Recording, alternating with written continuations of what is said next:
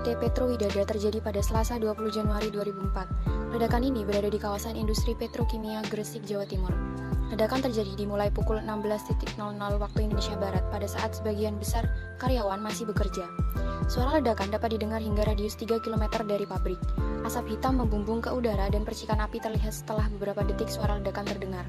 Ledakan tersebut berasal dari tangki 2944 yang memproduksi dan memproses bahan kimia maleik anhidrat dan pitalik anhidrat. Posisi dari tangki tersebut berada di sebelah utara kantor pusat PT Petro Widada. Tekanan uap yang keluar mencapai 206 rpm. Ledakan tersebut menghancurkan asbes, kaca, dan merobohkan atap. Percikan api mulai menjalar karena tersebarnya bahan kimia akibat ledakan. Sebelum ledakan terjadi, petugas ruang kontrol dihubungi bahwa ada masalah serius pada tangki 2944. Namun, sebelum petugas ruang kontrol tersebut sampai, ledakan terjadi pada tangki dan menyemburkan bahan kimia yang mengenai beberapa pekerja.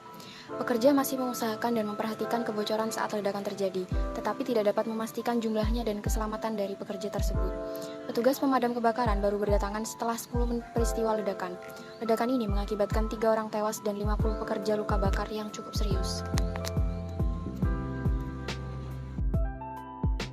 Tragedi ledakan yang terjadi di PT Petro Widada Gresik disebabkan adanya kebocoran bahan kimia maleik anhidrat pada pipa tangki B2994 yang sedang diproses di dalamnya. Diduga kebocoran tersebut sudah diketahui oleh karyawan PT Petro Widada Gresik. Namun, akibat lambatnya penanganan, tangki tersebut meledak dan menimbulkan ledakan yang cukup besar. Kebocoran tersebut juga dapat disebabkan oleh proses perbaikan tabung atau pipa yang bocor sebelumnya dengan cara yang tidak mengikuti prosedur atau berdasarkan pada material safety data sheet. Penerapan MSDS ini merupakan langkah yang menuju pada prosedur operasi standar pada pengamanan kondisi darurat.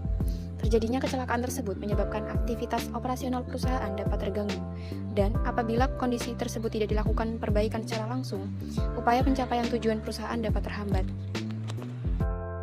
Berdasarkan kronologi yang telah dijelaskan, terdapat beberapa keteledoran dari pihak pekerja. PT Petro Widada merupakan pabrik bahan kimia sebagai bahan baku bagi industri plastik.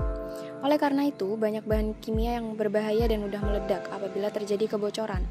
Penting untuk dilakukannya analisis apa yang menjadi penyebab kecelakaan kerja pada aspek kesehatan dan keselamatan kerja. Yang pertama, dilakukan pembuatan yang mewajibkan sebuah perusahaan memiliki standarisasi yang mencakup perencanaan, keselamatan karyawan, konstruksi, alat-alat pelindung diri, monitoring peralatan, dan lain-lain. Yang kedua, menetapkan standar material safety data sheet agar prosedur operasi tidak sembarangan dilakukan. Ketiga, penelitian mengenai sifat dan ciri-ciri bahan yang berbahaya. Beri tanda peringatan bahaya pada alat tersebut agar tidak sembarang orang dapat mengoperasikannya. Dan yang terakhir, penggantian alat-alat proses pabrik yang rusak dan sebelum proses penggantian dilakukan pengecekan secara berkala.